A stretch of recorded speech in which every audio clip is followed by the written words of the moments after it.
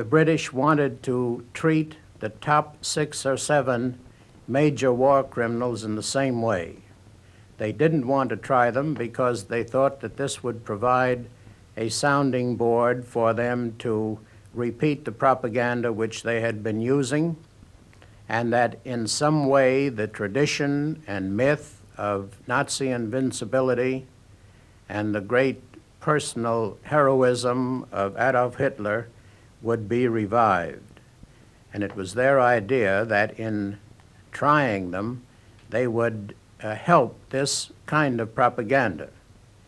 As a result, they'd become convinced after a long thought and discussion among them that the way to treat them was as a political matter to take the top 6 or 7, shoot them, and then announce to the world that it had been done.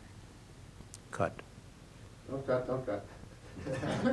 I have a question to ask. You spoke about telling this to Prime Minister Churchill.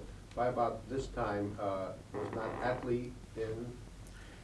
No, Attlee was only the deputy prime minister, Winston Churchill. This was March of 1945.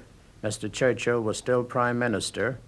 The general election in Britain took place in July of 1945, as a result of which election Mr. Attlee became the prime minister. I see. Was Mr. Eden the foreign minister? Eden was then the foreign minister and represented Great Britain at the succeeding United Nations meeting in San Francisco. I see. We have here a line in the script that says, well, you are supposed to say, I told the president that Winston Churchill must have brainwashed the people I was negotiating with because they were insisting on Churchill's plan. Yes. I should continue. When President Truman became president in April of 1945, those of us at the White House who'd been engaged in various activities were asked to report to him personally on what we were doing. One of the things about which I made a very long report to him was this whole history of the subject of how to treat the war criminals, the Nazi and fascist, and later the Japanese war criminals. And I told him about the mission on which President Roosevelt, his predecessor, had sent me.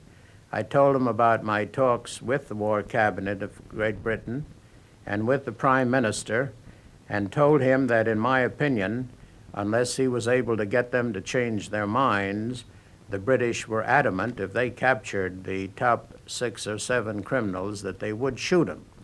I said that there was practically complete unanimity among all of the top officials in Great Britain at the time, and told him that I suppose that the Prime Minister, who had this view very strongly, had probably whitewashed all of his colleagues in office,